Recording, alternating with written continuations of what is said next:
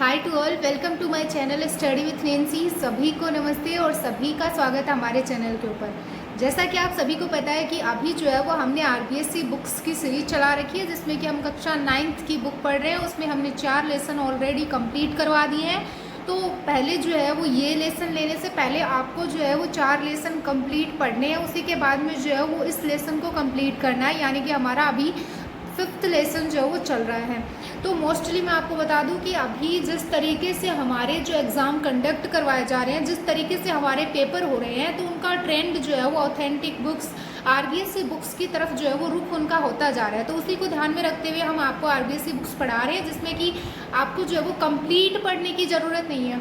जैसा कि मैं आपको मोस्ट इम्पॉर्टेंट जो पॉइंट आ जाते हैं, जो मोस्ट इम्पॉर्टेंट फैक्ट आ जाते हैं, उनको ज़्यादा हाईलाइट करूँगी। उन्हीं को जो है वो आपको अपने नोट्स में नोट डाउन करने हैं। इसके साथ में उन्हीं को ज़्यादा जो है वो फोकस करना है। तो अब हम जो है वो शुरू करते हैं। तो अभी तक जो है वो हमने जो हमारा 5वां लेसन था राजस्थान में जन जागृति और प्रजामंडल, जिससे कि बहुत बार क्वेश्चन पूछा जाता है, उसके मोस्टली आधा चैप्टर हमने कंप्लीट कर लिया है। आज जो कल हमने छोड़ा था बूंदी में जन आंदोलन, उससे जो वो शुरू करने वाले हैं।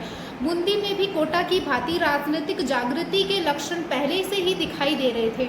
विजय सिंह पथिक और रामनारायण चौधरी ने कर वृद्धि और बेगार के विरुद्ध आंदोलन प्रारंभ किया। यानी कि विजय सिंह पथिक और रामनारायण चौधरी जो थे, उन्होंने जो कर में वृद्धि करी गई थी और बेगार के जो विरुद्ध जो है आंदोलन किनके द्वारा प्रारंभ किया गया था, तो वो इन दोनों के द्वारा प्रारंभ किया गया था। पुलिस ने किसानों पर अपना दमन चक्र चालू किया और नमाणा ग्राम में बहुत अत्याचार किए। कौन से ग्राम में जो है वो बहुत ज़्यादा अत्याचार किए गए थे, तो नमाणा ग्राम में बहुत ज़्यादा जो वो पुलिस के द्वारा अत्याचार किए गए थे, जिससे आंदोलन में और तेजी आ गई।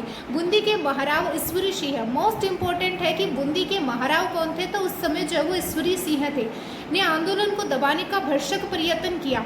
1931 ईस्वी में कांतिलाल की अध्यक्षता में बूंदी प्रजामंडल की स्थापना की गई। हमारा जो मोस्ट इम्पॉर्टेंट पॉइंट आ जाता है वो यही आ जाता है कि बूंदी प्रजामंडल की स्थापना किसके द्वारा करी गई थी और कब करी गई थी। तो किसके द्वारा करी गई थी, तो कांतिलाल जी के द्वारा जो है वो बूंदी प्रजामंडल की स्थापना करी गई थी। डेट पूछ लेंगे आपसे, तो आप ध्यान रख लेना कि 1931 में जो है वो बूंदी प्रजामंडल की स्थापना करी गई थी। 1936 ईस्वी में सरकार ने राजस्थान समाचार पत्र के प्रकाशन पर पाबंदी लगा दी। तो राजस्थान जो समाचार पत्र था उस पर सरकार के द्वारा जो पाबंदी लगाई गई थी वो कौन से ईयर में लगाई गई थी, तो वो 1936 ईस्वी में लगाई गई थी। लेकिन कांतिलाल व नित्यानंद ने इसकी परवाह नहीं करते हुए प्रशासकीय सुधारों की मांग की। लेकिन जो कांतिलाल और इसके साथ में उनके साथी नित्यानंद जो थे, उन्होंने इन सब फालतू बातों की परवाह ना करते हुए प्रशासन में सुधार की मांग उनके द्वारा करी गई। 1937 ईस्वी में प्रजामंडल के अध्यक्ष ऋषिदत्त मेहता, अब मोस्ट इम्पोर्टेंट फैक्ट यहाँ पे आ जाता है कि 1937 ईस्वी में प्रजामंडल के अध्यक्ष कौन आ जाते हैं, तो ऋषिदत्त मेहता को 3 वर्ष के लिए राज्य से निष्कासित कर दिया गया। परंतु जब वे 1941 ईस्वी में वापस बूंदी आए तो उन्होंने फिर आंदोलन प्रारंभ किया। यानी कि जब 1937 ईस्वी में प्रजामंडल के जो अध्यक्ष है वो ऋषिदत्त मेहता जो आ जाते हैं, उनको 3 वर्ष के लिए राज्य से निष्कासित कर दिया था 1937 ईस्वी में। लेकिन बाद में क्या होता है कि वो 1941 में वापस बूंदी आ जाते हैं और उन्होंने वापस से अपना आंदोलन प्रारंभ कर दिया था। 1942 ईस्वी में उन्होंने ब्रज सुंदर शर्मा को साथ लेकर आंदोलन छेड़ दिया। समय की मांग के अनुसार महाराव ईश्वरी सिंह में भी परिवर्तन आया और उन्होंने संविधान निर्मात्री सभा की नियुक्ति कर दी। अब ईश्वरी सिंह जो थे, उनमें भी समय के साथ परिवर्तन मान लो या फिर इनके आंदोलन से परिवर्तन मान लो, उनमें भी परिवर्तन आया और उन्होंने संविधान निर्मात्री सभा की नियुक्ति कर दी। भारत आज़ाद होने पर बूंदी में भी वृहद राजस्थान में विलीन हो गया। यानी कि जब भारत को आज़ादी मिली थी तो उसके बाद में बूंदी भी जो था वो वृहद राजस्थान में विलीन हो गया। तो ये तो बूंदी का जन आंदोलन था। अब हम नेक्स्ट देख लेते हैं जयपुर में जन आंदोलन। तो कुछ मोस्ट इम्पॉर्टेंट फैक्ट है बूंदी की, तो आपको सिर्फ वही ध्यान में रखना है, बस नाम याद रखना है आपको। तो हम शुरू करते हैं जयपुर में जन आंदोलन। जयपुर में जन जागृति के कार्यों का जो श्री गणेश किया था वो किस व्यक्ति ने किया था, तो वो अर्जुन लाल सेठिया ने किया था। उनके बाद जमनालाल बजाज ने 1927 में चरखा संघ की स्थापना करी थी। मोस्ट इम्पोर्टेंट है कि 1927 ईस्वी में चरखा संघ की स्थापना किसके द्वारा करी गई थी? जमनालाल बजाज के द्वारा। जमनालाल बजाज के द्वारा चरखा संघ की स्थापना कब करी गई थी? तो 1927 में। 1931 ईस्वी में कपूर चंद पाटनी ने जयपुर प्रजामंडल की स्थापना करी। मोस्ट इम्पॉर्टेंट क्वेश्चन ये आ जाता है कि जयपुर प्रजामंडल की स्थापना किसने करी थी? तो 1931 ईस्वी में कपूर चंद पाटनी के द्वारा जो है वो जयपुर प्रजामंडल की स्थापना की गई। प्रारंभ में इसका कार्य समाज सुधार ही रहा। बाद में पंडित हीरालाल शास्त्री, चिरंजी लाल अग्रवाल, कपूर चंद पाटनी, दौलतमल भंडारी को भी गिरफ्तार कर लिया गया। इसके विरोध में जयपुर शहर में इस दमन चक्र की भर्त्सना की गई। आखिर सरकार प्रजामंडल के नेताओं से बातचीत करने के लिए तैयार हो गई। अगस्त 1939 ईस्वी को दोनों पक्षों में समझौता हो गया, जिसके फलस्वरूप प्रजामंडल को मान्यता मिल गई और सेठ जमनालाल बजाज व उनके कार्यकर्ताओं को रिहा कर दिया। इसमें अपना मोस्ट इम्पॉर्टेंट फैक्ट एक आ जाता है कि जयपुर प्रजामंडल की स्थापना कब हुई थी? तो 1931 में हुई थी। किसके द्वारा करी गई थी? कपूर चंद पाटनी के द्वारा। 1927 में चरखा संघ की स्थापना किसके द्वारा करी गई थी? तो जमनालाल बजाज के द्वारा करी गई थी। उसके बाद देखिए, ये जो है वो RS मेंस 2016 में जो है वो पूछा गया था। ये यहाँ से 1940 ईस्वी में पंडित हीरालाल शास्त्री प्रजामंडल के अध्यक्ष निर्वाचित हुए। हीरालाल शास्त्री प्रजामंडल के अध्यक्ष कब निर्वाचित हुए थे? तो 1940 ईस्वी में हुए थे। उन्होंने राज्य भर में प्रजामंडल की शाखाएं खोल दी। 1941 ईस्वी में नवंबर में प्रजामंडल का तीसरा अधिवेशन हुआ था। तो प्रजामंडल का तीसरा अधिवेशन कब हुआ था? तो 1941 ईस्वी में नवंबर में जो है वो प्रजामंडल का तीसरा अधिवेशन हुआ था। 1942 के भारत छोड़ो आंदोलन के समय जयपुर में आंदोलन छेड़ा गया, तो जयपुर महाराजा ने उत्तरदायी सरकार की मांग को स्वीकार कर लिया। अब जयपुर में आंदोलन का कोई औचित्य ही नहीं रहा, क्योंकि जो वहाँ के महाराजा जो थे उन्होंने उत्तरदायी सरकार की मांग जो थी वो स्वीकार कर ली, तो जयपुर में आंदोलन का कोई औचित्य ही नहीं रहा। इस समय प्रजामंडल में दो वर्ग हो गए थे। एक वर्ग अपने आप को अखिल भारतीय आंदोलन के साथ रखना चाहता था और दूसरा जो है वो जिसका नेतृत्व शास्त्री जी यानी कि हीरालाल शास्त्री जी कर रहे थे, आंदोलन के पक्ष में नहीं था। हीरालाल शास्त्री जी चाह रहे थे कि जो भारत छोड़ो आंदोलन है उसमें हम शामिल नहीं होंगे, लेकिन जो दूसरा पक्ष अखिल भारतीय आंदोलन आ जाता है वो ये चाह रहे थे कि हम आंदोलन में शामिल हो। परंतु बाबा हरिश्चंद्र के गुट के दबाव में सितंबर 1942 को हीरालाल शास्त्री ने प्रधानमंत्री सर मिर्जा इस्माइल को आंदोलन छेड़ने का अल्टीमेटम दे दिया। किसके दबाव में दिया? तो हरिश्चंद्र के दबाव में दिया। इस पर प्रधानमंत्री ने शास्त्री जी को वार्तालाप के लिए आमंत्रित किया। दोनों में बातचीत के बाद निम्न समझौते हो गए। अब वो समझौते कौन थे तो वो आप ध्यान में रखना। युद्ध के लिए राज्य सरकार जनधन की सहायता नहीं देगी। प्रजामंडल को राज्य में शांतिपूर्वक युद्ध विरोधी अभियान चलाने की स्वतंत्रता होगी। ब्रिटेन फ्रांस से आने वाले किसी आंदोलनकारियों को प्रवेश करने से नहीं रोका जाएगा। जनता को उत्तरदायी शासन देने के लिए राज्य शीघ्र कार्रवाई करेगा। प्रजामंडल महाराजा के विरुद्ध किसी भी प्रकार की सीधी कार्रवाई नहीं करेगा। तो ये जो है वो 5 पॉइंट आपको याद रखने हैं, ये बहुत ज़्यादा इम्पोर्टेंट आ जाते हैं। नेक्स्ट हम बात कर लेते हैं। इस समझौते के फलस्वरूप जनसाधारण में आंदोलन करने की प्रेरणा समाप्त प्राय हो गई। शास्त्री समझौते के बावजूद आज़ाद मोर्चे के नेताओं ने आंदोलन चलाया, परंतु गिरफ्तार कर दिए गए। 1945 ईस्वी में जब जवाहरलाल नेहरू जयपुर आए तो आज़ाद मोर्चा का प्रजामंडल में विलीनीकरण हो गया। अक्टूबर 1942 में महाराजा ने एक समिति का गठन किया, जिसका कार्य संवैधानिक सुधारों का सुझाव देना था। तो महाराजा के द्वारा जो है वो समिति का गठन कब किया गया था? तो अक्टूबर 1942 में जो है वो महाराजा के द्वारा समिति का गठन किया गया था, जिसका कार्य क्या था कि संवैधानिक सुधारों का सुझाव देना था। इस समिति ने 2 वर्ष में प्रतिवेदन प्रस्तुत किया। इसके फलस्वरूप 1945 ईस्वी में 2 सदनों वाली व्यवस्थापिका स्थापित की गई। तो फोकस कर लेना कि 1945 ईस्वी में 2 सदनों वाली व्यवस्थापिका स्थापित की गई, परंतु दोनों में महाराजा का ही वर्चस्व था। जब चुनाव हुए तो प्रजामंडल ने चुनाव में भाग लिया, जिसमें परिषद में 3 सीटों पर और प्रतिनिधि सभा में 27 सीटों पर। परिषद में कितनी सीटों पर? 3 सीटों पर। और जो प्रतिनिधि सभा जो थी उसमें कितने सीटों पे? तो 27 सीटों पर जो वो विजय प्राप्त की। 24 जुलाई 1947 के दिन जब नरेंद्र मंडल की सभा हुई तो जयपुर नरेश ने यह घोषणा कर दी कि वे भारतीय संघ में शामिल होंगे। अब जो जयपुर के नरेश थे उन्होंने भारतीय संघ में शामिल होने की घोषणा कब करी थी? तो वो 24 जुलाई 1947 ईस्वी को नरेंद्र मंडल की सभा हुई थी, उसमें उन्होंने जो वो ये घोषणा करी थी।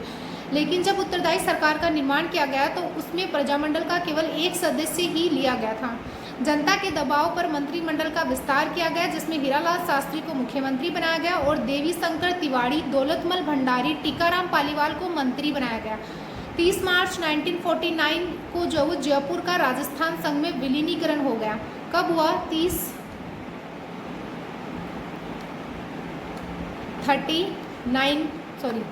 49 को हुआ। ठीक है, तो ये डेट याद रख लेना कि जयपुर का राजस्थान संघ में विलीनीकरण कब हुआ था। और उत्तरदायी सरकार की स्थापना की गई। महाराजा मानसिंह को राजस्थान का राज प्रमुख बनाया गया। महाराजा मानसिंह को राजस्थान का क्या बनाया गया? राज प्रमुख बनाया गया। भोपाल सिंह के बारे में भी मैंने आपको कुछ फैक्ट बताए थे, तो वो आप यहाँ पे ध्यान रखना। महाराणा उदयपुर को महाराज प्रमुख, यानी कि जो उदयपुर के महाराणा थे उनको क्या बनाया गया? महाराज प्रमुख बनाया गया। और कोटा के महाराव को क्या बनाया गया? उपराज प्रमुख बनाया गया। यानी कि जो उदयपुर के महाराणा थे उनको तो क्या बनाया गया था? महाराज प्रमुख बनाया गया था। और जो कोटा के महाराव जो थे उनको क्या बनाया गया था? उपराज प्रमुख बनाया गया था। और राज प्रमुख किसे बनाया गया था? तो महाराजा मानसिंह को राज प्रमुख बनाया गया था। Okay, next.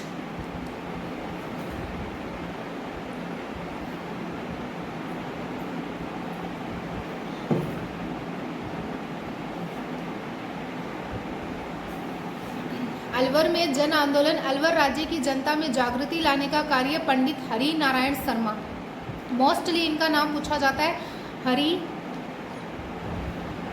नारायण शर्मा, हरि नारायण शर्मा ने किया। उन्होंने अस्पृश्यता निवारण संघ, वाल्मीकि संघ, आदिवासी संघ की स्थापना करी। मोस्टली है क्वेश्चन पूछ लेंगे कि हरि नारायण शर्मा जो थे उनके द्वारा जो है वो अस्पृश्यता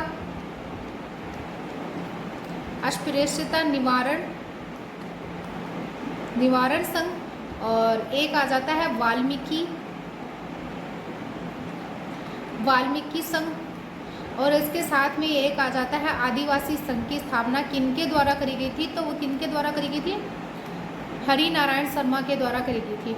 खादी का प्रचार किया, आम जनता में जागृति पैदा करने का प्रयास किया। जब मार्च 1933 में ब्रिटेन सरकार ने अलवर के महाराजा जयसिंह को गद्दी से उतारकर अपने मनोनीत एक जागीरदार के पुत्र तेज सिंह को गद्दी पर बैठा दिया, तो इसके विरोध में जनता ने एक आम सभा का जो है वो आयोजन किया था।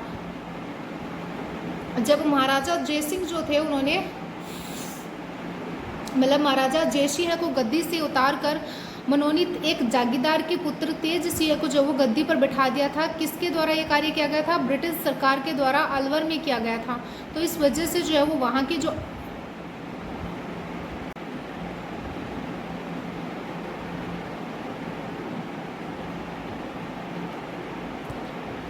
वहाँ की जनता ने एक आम सभा आयोजित की। राज्य सरकार ने हरि नारायण शर्मा, कुंज बिहारी लाल मोदी, अन्य नेताओं को गिरफ्तार कर लिया।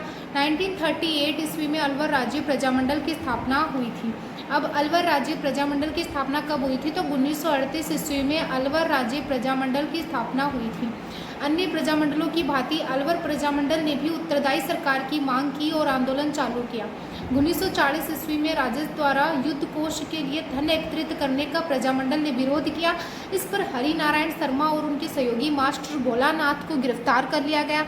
आम जनता ने इसका भी विरोध किया। भारत छोड़ो आंदोलन में भी प्रजामंडल ने आंदोलन किया। जनवरी 1944 ईस्वी में भवानी शंकर शर्मा की अध्यक्षता में प्रजामंडल का पहला अधिवेशन हुआ था। यानी कि किसकी अध्यक्षता में हुआ था? तो भवानी शंकर शर्मा की अध्यक्षता में प्रजामंडल का प्रथम अधिवेशन कब हुआ था? तो 1944 ईस्वी में हुआ था, जिसमें उत्तरदायी सरकार की मांग को दोहराया गया। फरवरी 1946 में उत्तरदायी सरकार बनाने के लिए प्रजामंडल ने आंदोलन छेड़ दिया। कब छेड़ा? तो 1946 में जो है वो उत्तरदायी सरकार बनाने के लिए प्रजामंडल के द्वारा आंदोलन छेड़ दिया गया। कई गिरफ्तारियां भी दी, जिसके पश्चात जून 1946 ईस्वी में प्रजामंडल ने किसानों के समर्थन से आंदोलन किया। अब जून 1946 में जो प्रजामंडल के लोग थे उन्होंने किसानों का समर्थन पाकर जो है वो आंदोलन शुरू किया। प्रजामंडल और सरकार में टकराव 1947 ईस्वी में भी चलता रहा। यानी कि प्रजामंडल और सरकार के बीच में जो टकराव जो था वो 1947 ईस्वी तक चलता रहा था। अलवर में सांप्रदायिक दंगे हुए। अब आपसे पूछ लेंगे कि कौन सी रियासत में सांप्रदायिक दंगे हुए थे? तो अलवर में सांप्रदायिक दंगे हुए। इसके लिए अलवर के दीवान NB खर्रे, मोस्ट इम्पॉर्टेंट नाम ध्यान में रख लेना, NB खर्रे को उत्तरदायी ठहराया। और सरकार को ये संदेह था कि महात्मा गांधी की हत्या में खर्रे की मिली भगत थी। तो खर्रे साहब का नाम याद रख लेना कि महात्मा गांधी जी की हत्या में जो वो खर्रे की मिली भगत थी। अतः खर्रे को दिल्ली में रहने के आदेश दिए गए। मार्च 1948 में अलवर राज्य का मत्स्य संघ में विलय कर दिया गया। तो कब इनका विलय किया गया? तो मार्च 1948 को जो है वो मत्स्य संघ में अलवर राज्य का विलय कर दिया गया। ये हमारे बूंदी और अलवर में जो जन आंदोलन हुए थे वो कंप्लीट हो गए। अब हम भरतपुर में जन आंदोलन जो हुआ था उसके ऊपर डिस्कस करेंगे।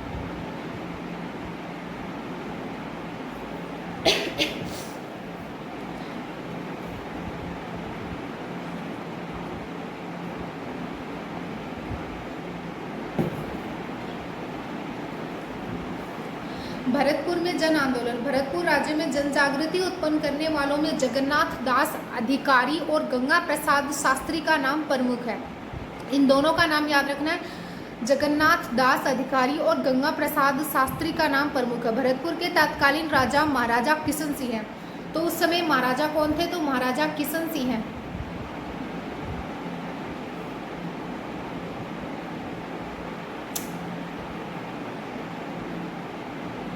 महाराजा किशन सिंह हैं। किशन सिंह का अगर हम टाइम देखें तो 1900 से लेकर 1927 ईस्वी तक महाराजा किशन सिंह रहे थे।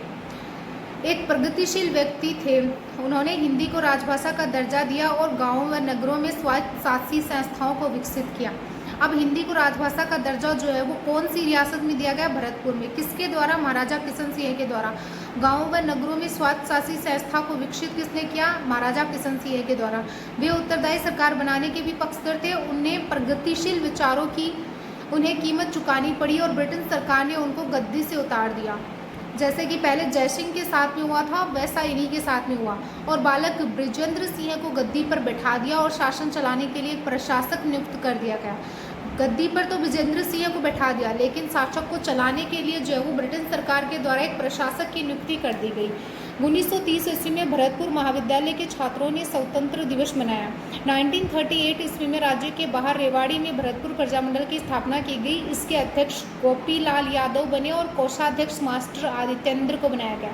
अब भरतपुर प्रजामंडल की स्थापना जो है वो राज्य से बाहर हुई थी। मोस्ट इंपॉर्टेंट है, ये क्वेश्चन पूछा जाएगा कहाँ पे हुई थी? तो रेवाड़ी में हुई थी। कब हुई थी? तो 1938 ईस्वी में जो है वो भरतपुर प्रजामंडल की स्थापना जो है वो राज्य से बाहर रेवाड़ी में करी गई थी। इसके अध्यक्ष गोपीलाल यादव बने और कोषाध्यक्ष कौन बने थे? मास्टर आदित्येंद्र को बनाया गया था। राज्य सरकार ने प्रजामंडल को गैर कानूनी संस्था घोषित कर दिया।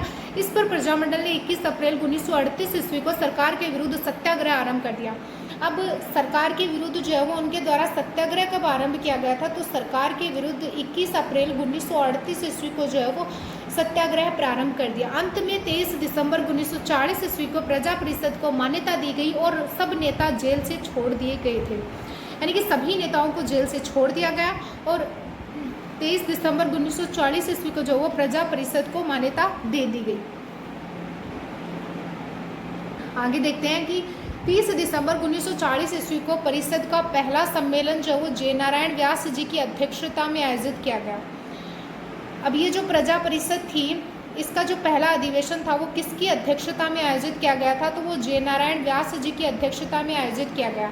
इसमें उत्तरदायी शासन की मांग प्रस्तुत की गई। सरकार ने 22 अक्टूबर 1942 को ब्रज जन प्रतिनिधि समिति के गठन की घोषणा करी। ब्रज जन प्रतिनिधि समिति के गठन कब किया गया था? तो 22 अक्टूबर 1942 को जो है वो गठन किया गया था। उत्तरदायी सरकार, या हम बात कर सकते हैं कि उत्तरदायी शासन की मांग कब प्रस्तुत करी गई थी? तो 30 दिसंबर 1940 ईस्वी को परिषद का जो पहला अधिवेशन हुआ था किसकी अध्यक्षता में? जय नारायण व्यास जी की अध्यक्षता में। तब जो है वो उत्तरदायी शासन की मांग प्रस्तुत करी गई। इसके लिए अगस्त 1943 में चुनाव करवाए गए। इसमें 50 सदस्य थे जिनमें से 37 निर्वाचित थे। प्रजा परिषद ने इसमें से 27 पद जीत लिए। युगल किशोर चतुर्वेदी को इसका नेता बनाया गया और मास्टर आदित्येंद्र को जो वो उपनेता बनाया गया। लेकिन परिषद के ढकोसले का शीघ्र ही पता लग गया और परिषद के सदस्यों ने इसका क्या किया? बहिष्कार करना चालू कर दिया।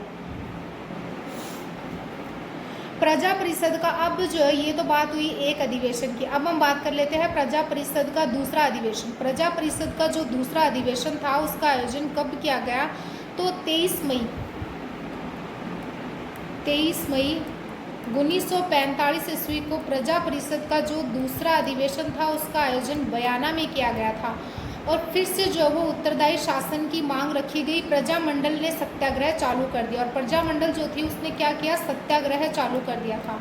राज्य सरकार ने सब नेताओं को गिरफ्तार कर लिया और फिर उसके बाद में 14 जनवरी 1947 ईस्वी को वासराय कौन आ जाते हैं, तो वेवल व बीकानेर के महाराजा आ जाते हैं जिनका नाम आ जाता है शार्दुल सिंह भरतपुर आए। ये दोनों जो थे वो कहाँ पर आए, तो भरतपुर आए। उनके पहुंचने पर जनता ने व्यापक प्रदर्शन कर अपना आक्रोश प्रदर्शित किया और सरकार ने भी अपना जो वो दमन चक्र चलाया और सारे नेताओं को जो वो वापस से जेल में डाल दिया गया। और फिर इसके बाद में जो वो अलवर के मेवों व जाटों में दंगे भड़क गए। अलवर के जो मेव और इसके साथ में जो जाट जो थे उनमें क्या भड़क गए, दंगे भड़क गए। 15 अगस्त 1947 को जब भारत आज़ाद हुआ तो भरतपुर सांप्रदायिकता की आग में जल रहा था। 18 मार्च 1948 को भरतपुर राज्य को किस में मिला लिया गया, तो जैसे अलवर को मिलाया गया था उसी हिसाब से मत्स्य संघ में जो है वो भरतपुर को मिला लिया गया।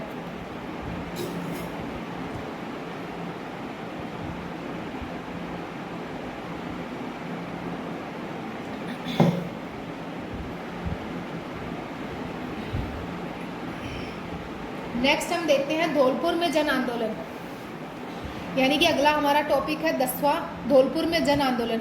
धौलपुर में जन चेतना का कार्य स्वामी श्रद्धानंद, मोस्ट इम्पोर्टेंट है, नाम याद रख लेना। धौलपुर में जन आंदोलन जो है वो जन चेतना जगाने का काम किसके द्वारा किया गया था, तो वो किया गया था स्वामी श्रद्धानंद जी के द्वारा। 1918 ईस्वी में धौलपुर में जन चेतना का प्रारंभ किया था। 1936 ईस्वी में पंडित कृष्ण दत्त पालीवाल ने धौलपुर प्रजामंडल की स्थापना की गई थी। मोस्ट इम्पोर्टेंट है कि धौलपुर प्रजामंडल की स्थापना किसके द्वारा करी गई थी, तो 1936 ईस्वी में जो वो धौलपुर प्रजामंडल की स्थापना कृष्ण दत्त पालीवाल के द्वारा जो वो धौलपुर प्रजामंडल की स्थापना करी गई थी। इसके पश्चात 1938 ईस्वी व 1940 ईस्वी में उत्तरदायी शासन की मांग प्रस्तुत की गई। 12 नवंबर 1946 को तासीम गांव में प्रजामंडल का अधिवेशन बुलाया गया। तो पहला इसका अधिवेशन कहाँ पे हुआ था, तो तासीम गांव में जो इसका पहला अधिवेशन बुलाया गया था, परंतु सरकार ने किराए के गुंडों के माध्यम से दंगे फसाद करवा दिए। 1947 ईस्वी के बाद भी धौलपुर प्रजामंडल उत्तरदायी शासन की मांग करता रहा। अंत में 17 फरवरी 1948 को सरदार पटेल ने महाराजा को दिल्ली बुलाकर शासनाधिकार त्यागने पर मजबूर कर दिया। बाद में धौलपुर को किस में मिलाया गया, मत्स्य संघ में मिलाया गया। ठीक है, तो ये धौलपुर प्रजामंडल की स्थापना किसके द्वारा करी गई, कब करी गई, इन सभी चीज़ों को आपको ध्यान में रखना है।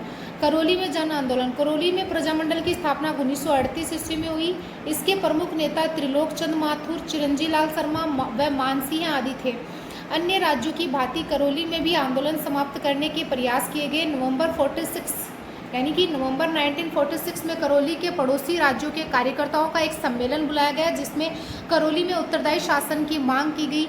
जुलाई 1947 में महाराजा ने 11 सदस्यों की एक समिति संवैधानिक सुधार के विषय में सुझाव देने के लिए नियुक्त करी थी। 11 सदस्यों की समिति जो है वो संवैधानिक सुधार के विषय में सुझाव देने के लिए किसके द्वारा नियुक्त करी गई थी, तो करौली के महाराजा के द्वारा 1947 में की गई। प्रजामंडल ने मांगो कि इसमें कुछ जनप्रतिनिधि भी होने चाहिए, यानी कि प्रजामंडल जो थी उसने ये मांग रखी कि ये जो आप समिति बना रहे हो इस समिति में कुछ जनप्रतिनिधि भी होने चाहिए, परंतु महाराजा ने यह मांग अस्वीकार कर दी। कुछ समय बाद करौली का भी मत्स्य संघ में विलय कर दिया गया।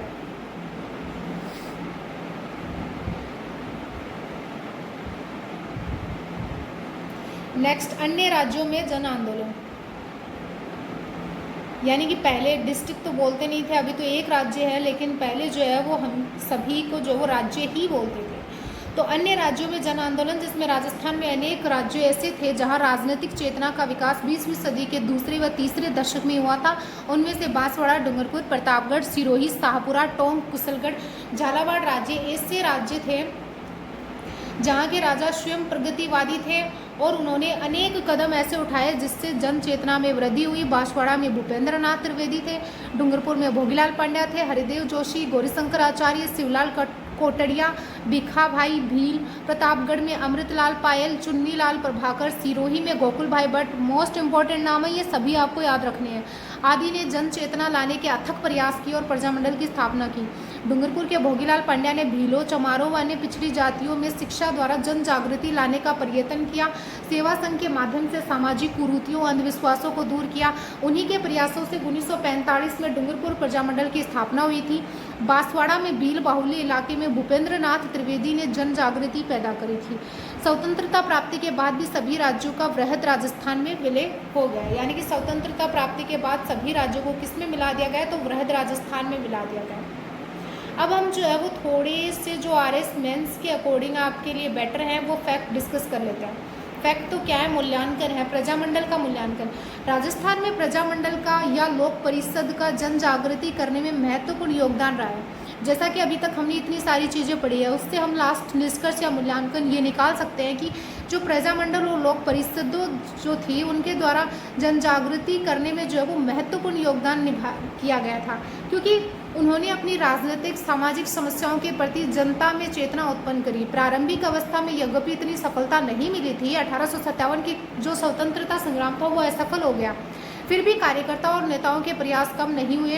राजाओं ने पहले तो प्रजामंडल को गैरकानूनी बताया और नेताओं को जेल में डाल दिया। इसमें जनता में और जागृति पैदा हुई। 1921 में राजाओं नवाबों का केंद्रीय स्तर पर नरेंद्र मंडल बनाया गया। इस संस्था के सुझाव पर राजाओं ने प्रजामंडल व लोक परिषदों की स्थापना होने दी। प्रजामंडलों ने जो वो कांग्रेस के कार्यक्रमों को भी अपनाया और आंदोलन में भी भाग लिया। फिर हम बात कर लेते हैं हमारा मोस्ट इम्पोर्टेंट आंदोलन 1942 का भारत छोड़ो आंदोलन सबसे प्रमुख है। इससे सारा देश एकता के सूत्र में बंध गया और राजाओं को भी आभास हो गया कि अब लोकतंत्र का युग आ गया है और राजतंत्र निरंकुशता के दिन चले गए हैं।